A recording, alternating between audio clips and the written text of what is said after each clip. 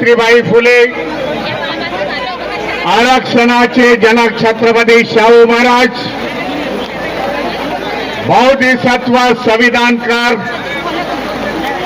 विश्वरत्न doctor Babasaheb Ambedkar, साहित्यरत्न अण्णाभाऊ साठे, बहुजनांच्या सर्व महापुरुषांना विनम्र अभिवादन करतो आणि आपल्या सगळ्यांचं अभिनंदन करतो, लाख लाख अभिनंदन करतो।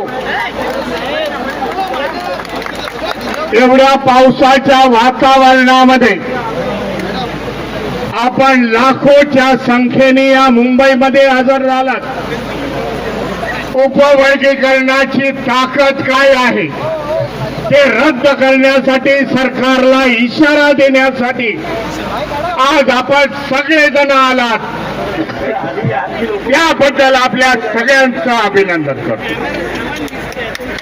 बाबा, ताकद काय आहे सरकार येथील मनुवादी संघटनेला आपण आपल्या मोर्चाच्या माध्यमामधून आज दाखवून दिलेला आहे।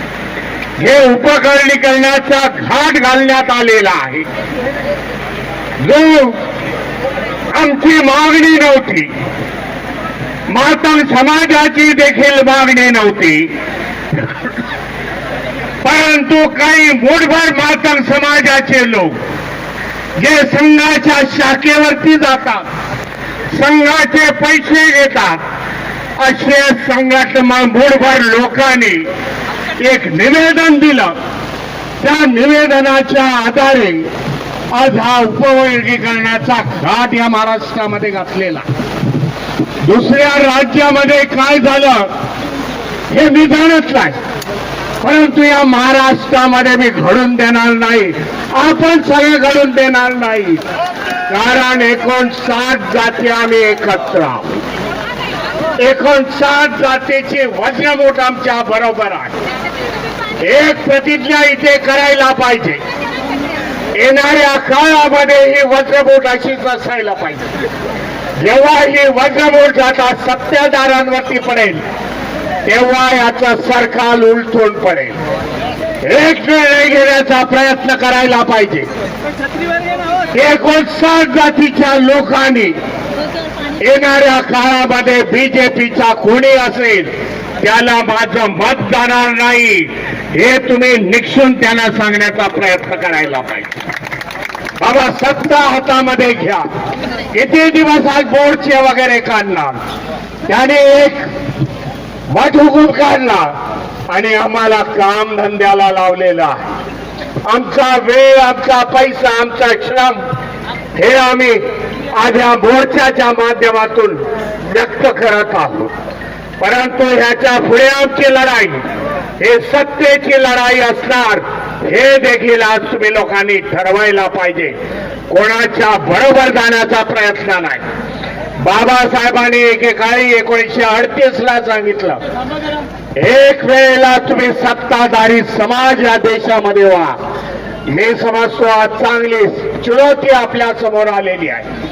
आपण सगळे आपले मतभेद विसरून एकत्र आलेलो आहोत, एका दिलाने ही लढाई लढत आहोत, हा मेसेज सरकारपर्यंत गेलेला आहे असं आपल्याला सांगतो। आज सकाळी मला काही आमदार इथे भेटले आणि आमदारांनी मला सांगितलं की आम्ही प्रथम 29 आमदारांचं मी अभिनंदन करेन। एकत्रपणे येऊन त्यांनी मुख्यमंत्र्याची भेट घेतली आणि मुख्यमंत्र्यांना त्यांनी सांगितलं, हे जे काही उपवर्गीकरण आहे ते बंद करा। अक्रॉस ऑल द पार्टी आम्ही एकत्र झालेलो आहे। बीजेपी मधले देखील आमदार, जे अनुसूचित जातीचे आहेत ते देखील एकत्र आले, एक अभेद युती झाली। आपल्याला सांगू इच्छितो, त्या आमदारांनी मला जे सांगितलं, मुख्यमंत्री एवढे सिरियस दिसले नाही भीमरावजी। आम्ही निवेदन दिलं, निवेदनाकडे बघितलं आणि सांगितलं पुढच्या वेळेला मी काहीतरी निर्णय घेतो। मुख्यमंत्री ज्या काही घोषणा दिल्या, मुख्यमंत्री होश में आओ, त्याप्रमाणे या मोर्चाच्या माध्यमामधून महाराष्ट्राच्या मुख्यमंत्र्याला सांगू इच्छितो, बाबा तुम्ही होश मध्ये या। आणि उपवर्गीकरणाला आमचा विरोध आहे. या महाराष्ट्र उपवर्गीकरण होऊन देणार नाही. या विरोधाची राजनीती राहिलेली आहे संपूर्ण देशामध्ये.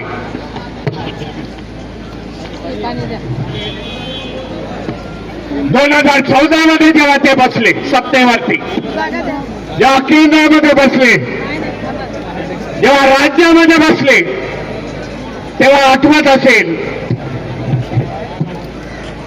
हिंदू मुस्लिमांचा वाद लावला त्यांनी. हिंदू मुस्लिमांच्या वादातून सत्ता हस्तगत केली. मायनॉरिटीजना टार्गेट केला. जे मुस्लिम आपले बांधव, आज अनेक मुस्लिमांच्या संघटनेने आज आपल्याला सपोर्ट दिलेला आणि हिंदू मुस्लिमापासून सुरुवात केली. महाराष्ट्रामध्ये एका बाजूला ओबीसी, दुसऱ्या बाजूला मराठा समाज यांच्यामध्ये वाद लावला. आज गावागावामध्ये गेलात तर काय आहे, गावागावामध्ये एक दुसऱ्याला एकाच्या अँगलने बघितलं जातं, विषात्तेने बघितलं जातं. एका बाजूला मराठा आहे, दुसऱ्या बाजूला ओबीसी आहे. पाणी उघड्या.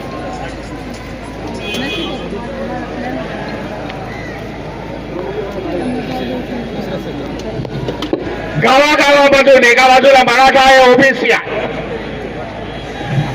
जे एकत्र बहीण होते, एकत्र नाटक होते, एकत्र व्यवहार होते, मैत्री संबंध होते, आज वितुष्ट त्यांच्यामध्ये आलेला आहे. दुसरा प्रयत्न या फडणवीस सरकारने केला. एका बाजूला आदिवासी, दुसऱ्या बाजूला धनगर समाज यांच्यामध्ये त्यांनी भांडणं लावली.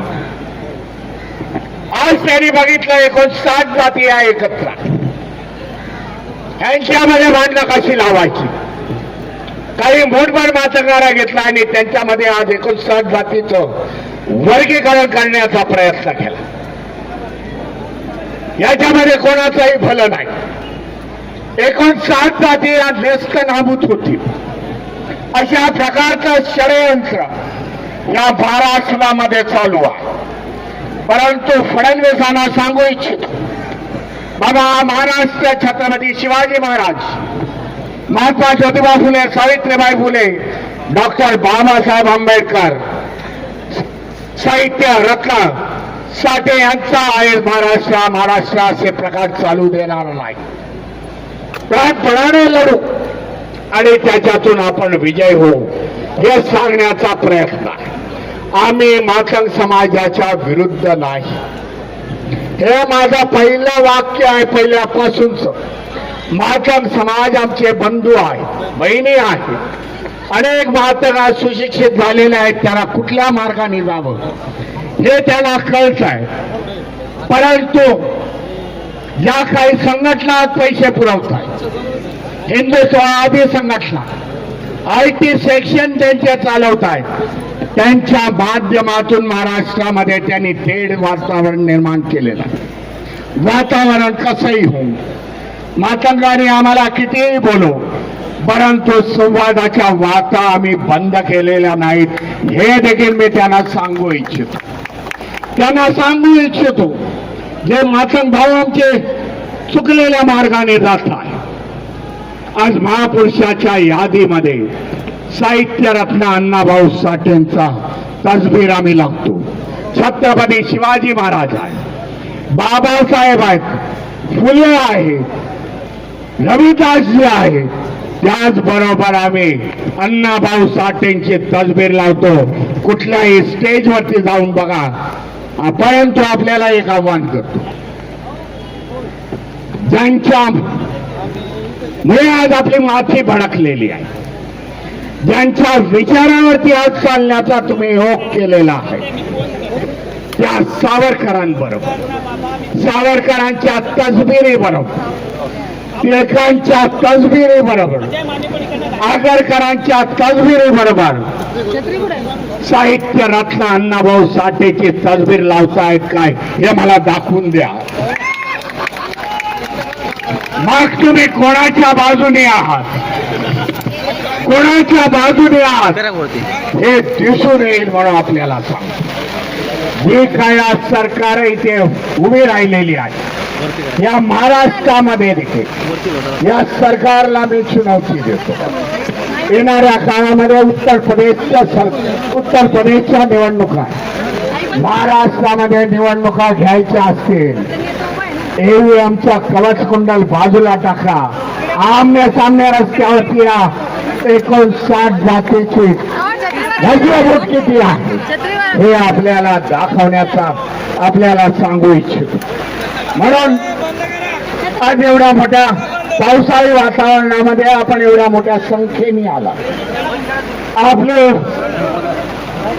आमदार सभागृहाच्या आतमध्ये लढाई करत आहे. त्यानंतर आपण रस्त्यावरची लढाई आज आपण लढत आहोत. बाबा आमचा आज इतिहास आहे. जो इतिहास तुम्हाला कळला नसेल तर आमचा इतिहास असा आहे, जेव्हा संविधानाच्या विरोधामध्ये गेला, जेव्हा महापुरुषाच्या विरोधामध्ये गेला, त्यावेळेला आंबेडकरी जनसमूह महाराष्ट्रात नाही तर देशामधला एकत्र आला आणि त्याने आपल्याला ताकद आपली दाखवून दिली.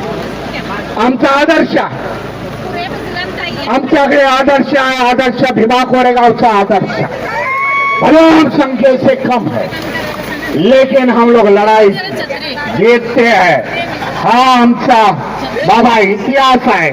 तो इतिहास सांगण्याचा मला आज पुन्हा एकदा प्रयत्न करावा लागेल. म्हणून 2024चं इलेक्शन आपल्यात एक उदाहरण आपल्याला देऊ इच्छितो. 2024ला जेव्हा पार्लमेंटचं इलेक्शन झालं, पार्लमेंटच्या इलेक्शनच्या पूर्वी त्यांच्या member of the parliament BJP सरकारचे ते सांगत होते हम 400 के पार आएंगे तो संविधान बदल देंगे. ह्या त्यांच्या घोषणा होत्या. इलेक्शनचे जेव्हा जवळ आल्या तारखा, देशामध्ये आंबेडकरवाद्यांनी लाखोचे मोर्चे काढले. बाय आम्ही आंबेडकरवादी आहे, फुलेशाही आंबेडकरांना मानणाऱ्या, आमचे बहुजन महापुरुषांना आम्ही मानणारे आहोत. आम्ही कदापि हे संविधान बदलू देणार नाही. जेव्हा इलेक्शनचा पिरियड आला, इलेक्शनचा जेव्हा दिवस आला, वोटिंग झाले, त्याच्यानंतर रिझल्ट आले, जे 400 का पार का आंकड़ा कहते थे 240 में सिमट गए. जर ईव्हीएम मशीन नसते 100च्या आतमध्ये लुळकले असते. हे देखील आपल्याला सांगतो. इंडिया गठबंधनाला भारीच्या भारी वोटिंग दिलं. इंडिया गठबंधनाला भारीच्या भारी वोटिंग दिलं आणि इंडिया गठबंधन चांगल्या प्रकारे त्यांनी स्कोर केला.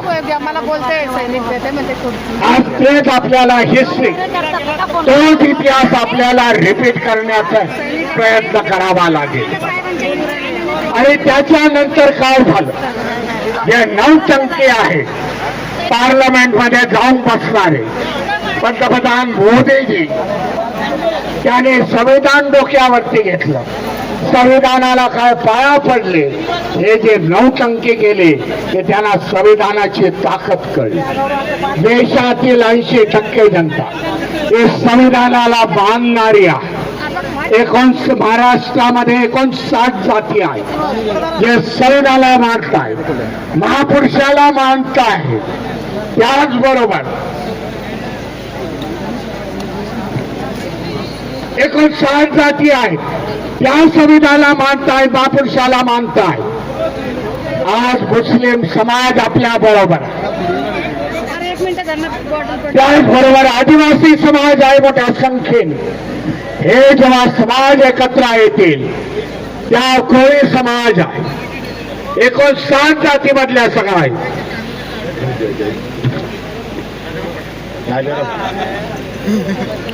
हे जेव्हा सगळे एकत्र येतील तेव्हा इथे राजकीय परिवर्तन झाल्याशिवाय राहणार नाही. आणि त्याच्यासाठी बाबा ईव्हीएम बंद करणं, देशामधली लोकशाही वाचवणं. आज आम्ही दबगणारे नाही. देवेंद्र फडणवीस यांची हुकुमशाही या महाराष्ट्रामध्ये हा समाज चालून देणार नाही. हे चुनौती मी या सभेच्या माध्यमातून, या मोर्चाच्या माध्यमातून देतो, बाय होश में आ जाओ. मला वाटतं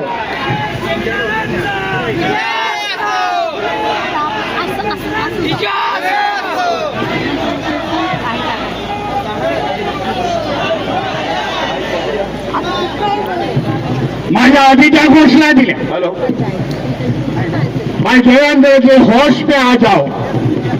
आज आपल्याला सांगू इच्छितो, देवेंद्र आज होश मध्ये येतील, पण रात्रीचं झोपू शकणार नाही.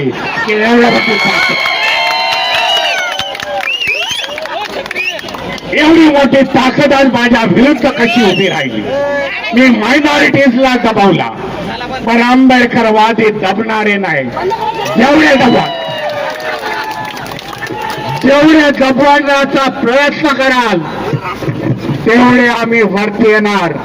आम्ही फुटबॉल खेळतोय, जेवढे धावाल तेवढे वरती जाऊ आणि तेवढे गोल मारू, हे सांगण्यासाठी आपण इथे सगळेजण आलेलो आहोत. आणि निश्चित मला वाटतं आजच्या नंतर काहीतरी घोषणा आहे.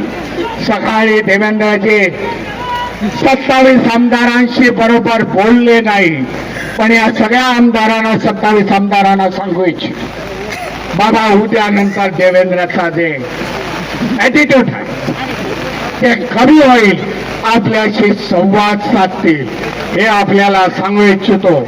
कारण प्रत्येक जण एक ताकद आहे. बाबासाहेबांचा एक एक अनुयायी एक एक ताकद आहे, आणि ती ताकद जर एकत्र झाली तर सरकारमध्ये देखील उलथापालथ होऊ शकते. आज जे काय चाललेलं आहे, ज्याचे काही खासदार आमदार फोडले, त्यांनी तेवढा प्रतिकार केला नाही, पण आमचा प्रतिकार काय आहे हे त्यांना देखील आम्ही सांगण्याचा प्रयत्न आहे. तुम्ही देखील आमच्या बरोबर या. खासदार फुटले म्हणून रडत बसू नका, आमच्या बरोबर या. न्याय देण्याचा प्रयत्न मी तुम्हाला देऊ इच्छितो. एक बुलंद ताकद या महाराष्ट्रामध्ये उभी करू. ज्यांना सत्तेमध्ये जायचं आहे त्यांनी सत्तेमध्ये जा. मी तर धम्माचा रथ घेऊन चाललो. सत्तेचं लक्ष गाठा, एवढी मी शुभेच्छा देतो आपल्याला. आणि जनगणनेचा देखील मुद्दा आहे, आणि जनगणनेच्या माध्यमामधून जे 2027 ला होणार आहे त्याच्यामध्ये जनगणना दाखवा. बाबा, बौद्ध असतील, चर्मकार समाज असतील, कक्कैया समाज असेल, वाल्मिकी समाज असेल, कोळी समाज असेल, त्यांनी आपले जनगणना दाखवा. आज महाराष्ट्रामध्ये आपल्याला 13% मिळत आहे. 13% आपले तेवढी संख्या त्याच्यापेक्षा जास्त आहे. 2027 ला जेव्हा जनगणनेचे निरोप येतील, जेव्हा जनगणनेचे संपूर्ण रिझल्ट येतील, तेव्हा आपलं आरक्षण 20% व्हायला पाहिजे, हे देखील सरकारला सांगतो. तुम्ही जनगणनेची जी कॅटेगरी आहे, जनगणनेचे जे आयटम्स लावलेले आहेत त्या प्रमाणामध्ये आमची संख्या वाढली. त्याबाबत आम्हाला 20% आरक्षण व्हायला पाहिजे. आता थांबून जमणार नाही. 13% वर्गीकरण, 13%चे तुकडे पडून देणार नाही. तर आमची मागणी पुढच्या वेळेला असेल, जेव्हा जनगणना जानेवारीच्या 2027 ला होईल, तेव्हा आमची मागणी असेल संख्येच्या स्वरूपामध्ये हम लोग ठोक के 20% का आरक्षण लेते, कोण बाका येतो त्याला बघून. त्यावेळेला 3% सत्तेवरती बसून देणार नाही, हे देखील आपण ठरवायला पाहिजे. आज आमच्यामध्ये तेवढे उपलब्धता झालेली आहे. आज आम्ही तेवढे शिक्षित झालेलो आहे. आज आम्ही देखील इंजिनिअरिंग, मेडिकल याच्यामध्ये आहोत, आमची मुलं आहोत. त्याच्यासाठी हा सगळा घाट घातलेला आहे, हे आपण जाणून घ्या. आज ज्यांची मोनोपॉली होती, काय होतं हे वर्गीकरण, थोडक्यामध्ये आपल्याला सांगतो. वर्गीकरणाचा घाट का घातलेला आहे? एके जमान्यामध्ये एका समाजाची मोनोपॉली होती, एका समाज शिक्षणामध्ये पुढे होता. काय झालं आज 1990च्या नंतर? 90च्या नंतर ओबीसी समाजाचा आपला स्टुडंट, आपले विद्यार्थी, बहुतांशी विद्यार्थी 59 जातीतले विद्यार्थी मेरिटमध्ये यायला लागले. त्यांनी बघितलं अरे हे काय चाललंय, त्यांनी विचारलं हे काय चाललंय या देशामध्ये, आपली पोरं मागे जात आहे. त्याच्यासाठी हे वर्गीकरणाचा दाब आहे. एक त्यांचं लक्ष होतं जे शेड्यूल कास्ट मधून आलेले आहे, अनुसूचित जातीमधून जे आलेले आहेत त्यांनीच रिझर्वेशन घ्यावं, अशा प्रकारचा देखील घाट येणाऱ्या काळामध्ये होईल. परंतु वर्गीकरण जर आपण इथे थांबवला तर हा घाट येणार नाही. या वर्गीकरणाच्या माध्यमातून पुन्हा 59 जाती, 12 बलुतेदार यांचा आर्थिक सोर्स तोडून टाकणं, यांना शिक्षणापासून वंचित करणं, पुन्हा एकदा हे आपले गुलाम होतील, आर्थिक दृष्ट्या कमकुवत झाले तर गुलाम होतील. हे ह्याच्या मागचं षडयंत्र देखील ओळखण्याचा प्रयत्न आपण सगळ्यांनी करायला पाहिजे.